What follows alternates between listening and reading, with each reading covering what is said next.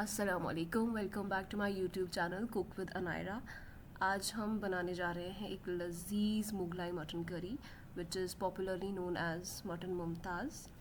Here I have taken half kg medium size mutton pieces and I have marinated them using salt and some powdered spices like turmeric, coriander powder, cumin seed powder, garam masala powder, a spoon of ginger garlic paste, fennel seed powder, and give it a quick mix and put it in the fridge for marination 1 घंटे के लिए या 2 घंटे के लिए depending on आपके पास कितना time है।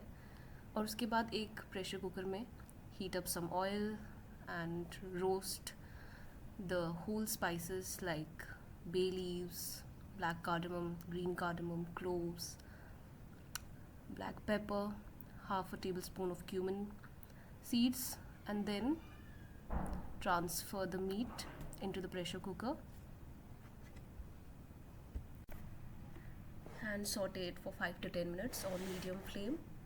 Then add a glass of water, give it a quick mix, and then close the lid and cook it for 5 to 6 whistles till the meat is tender.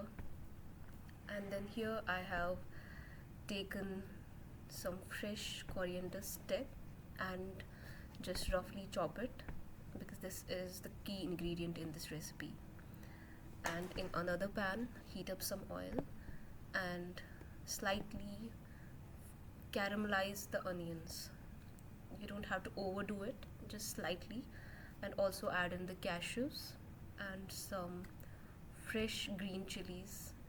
When you see that the onions are transparent, you can add the green chilies and then take it off the heat, let it cool down and make a fine paste. You can also use almonds in place of cashews, but I prefer using cashews because they are really rich and thick in their texture. But if you're using almonds, make sure you remove their skin before blending with the onions and the green chilies. And also add in these stem of the coriander and then make the paste and then transfer the paste into the pressure cooker. You can see the paste is really thick and creamy. This makes the dish really delicious and creamy. And then here at this stage you have to cook this for about 8 to 10 minutes, or if you would want the gravy to be thicker then you can cook for 20 minutes, however you like the consistency. At last I'm adding in a spoon of dried fenugreek leaves and some freshly chopped coriander leaves,